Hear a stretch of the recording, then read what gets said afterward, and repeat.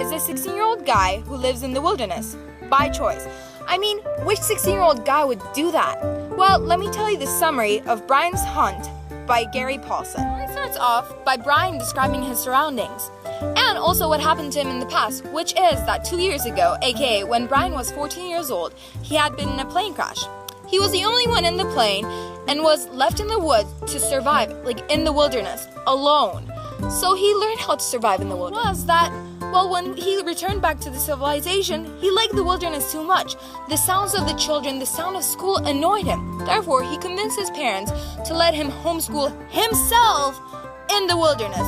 And he convinced his parents to let him live in the wilderness. That's crazy, right? One day, when Brian returns to his campsite, he finds this injured dog that looks like it's been bitten by something, which kind of reminds him of the people around him, or the family that rescued him at the end of the book, Brian's Winter. So, Brian goes off to find the Cree family.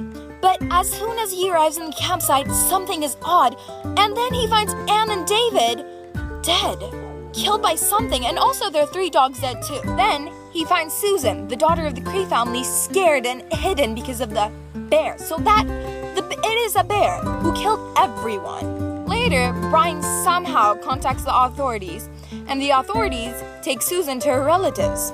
But it isn't the end. Brian wants to find the bear and kill it so that nothing like this happens to anyone else. But also, I think that he kind of wants revenge. At the end, I would give this book a 9 out of 10 because a 10 out of 10 would be too much. I really love this book, and I also really liked how the author kept on giving you information so that the book wouldn't be boring, and it was...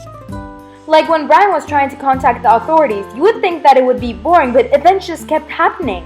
And I also really liked how the author kept on giving you information so that the book wouldn't be boring, and it was just so exciting. I would recommend this book to people who like nature and who also like romance and who also like adventure, because, this book would suit literally anyone.